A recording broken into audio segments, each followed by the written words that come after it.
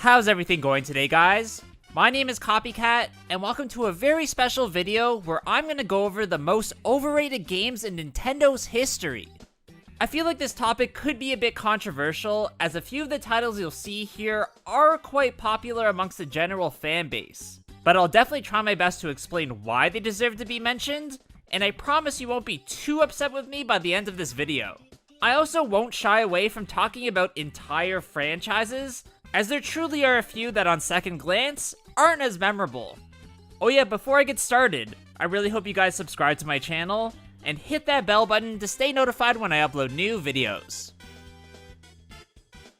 One recent Nintendo Switch entry that I was ultimately disappointed in was Super Mario 3D All-Stars, which is a collection of games including Super Mario 64, Super Mario Sunshine, and Super Mario Galaxy. Now, having these classic games as an option to play on the portable Switch is definitely a fantastic and needed thing.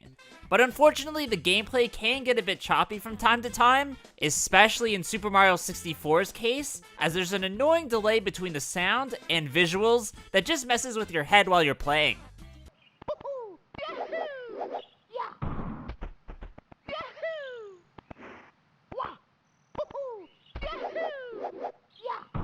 However, even more egregious is that the version of Super Mario 64 that's included with the collection doesn't allow you to perform certain important speedrunning glitches and exploits.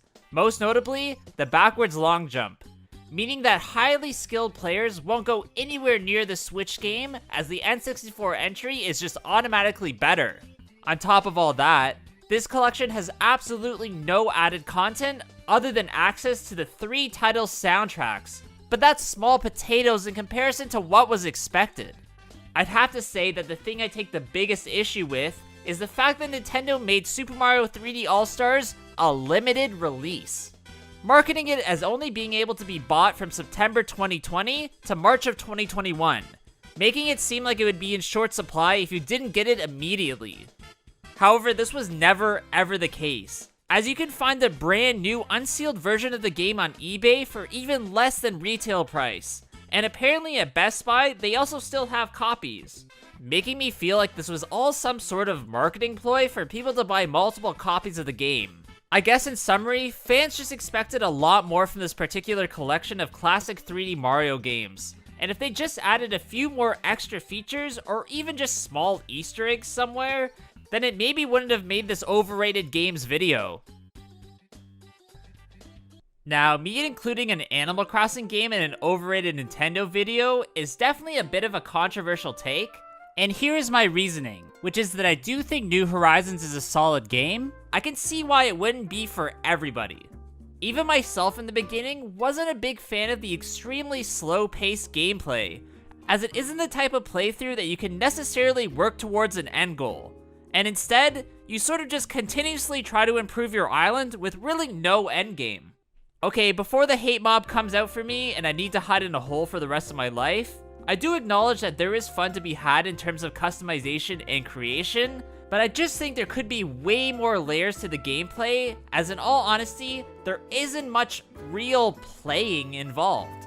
Maybe in the end, that's just my biggest critique with Animal Crossing. It really plays more like a life simulator than an actual game, where you need to pay off mortgages and renovate your living area to improve your life. Sort of like an alternative to real life, where I'd probably just rather play real life. I'd love to hear if you all have the same thoughts on the Animal Crossing series like I have. Please let me know that in the comments below, of course. But maybe I am just crazy, and maybe I do deserve to be put on blast for this. I don't really know. Next, we're going to look at a series I think we can all agree is one of the most overrated Nintendo franchises of all time, in Star Fox. As since its debut on the SNES, the gameplay has barely evolved. I can definitely lay these claims pretty confidently, as I've played basically every game with Fox McCloud's name attached to it, and unfortunately, it's been an underwhelming experience as of late. This was compounded with the release of Star Fox Zero for the Wii U, which added the extremely awkward use of the system's gamepad to fire the R-Wing's turrets in certain situations that never quite made sense. Also, the biggest downfall of that entry is that it really didn't improve at all in terms of graphics and gameplay like fans had hoped. plus the fact that the Wii U was an incredible failure that no one bought, which definitely didn't help either. I do hope in the future that this franchise can save itself from fading into obscurity, as it is basically one huge mistake away from falling off into that void. I'm not really sure what they could do, as it's hard to change from the rail shoot 'em up formula, but maybe some sort of weird open world design, I'm not sure, let me know in the comments. One game I always felt was very overrated was Super Smash Bros. Melee for the GameCube, as it always seemed like fans held it to a higher standard than any other entry for some reason. This strange adoration was also adopted by the competitive fighting community, and many people insisted that Melee be the main stage focus of players, and all other entries were seen as just worse. Now, I get the argument that some of the later games have incredibly overpowered characters that tournament goers don't love to face off against, but Melee does need a certain comprehension of his glitches and exploits to even compete at that high of a level, so it's not like that game's fair at all in any way. I think it's pretty safe to say that newbie, or average players would definitely prefer to play the newest Ultimate entry, as the gameplay feels more simplified and a lot less stressful than always having to L cancel. I mean, just look at the gameplay of Melee in the competitive scene versus Ultimate. It just doesn't make sense that you have to move this way and learn all these strange glitch controls to even compete. Okay, it's time for me to really get some hate now, as I'd have to say that Pokemon Arceus is a wildly overrated title, and when I first played through the game, I immediately felt like things could have been done so much better. First off, the graphics for a game in 2022 are absolutely atrocious and need to be better than what we got in this entry, which I do understand could be due to the sheer size of the world, but it's really no excuse at the end of the day.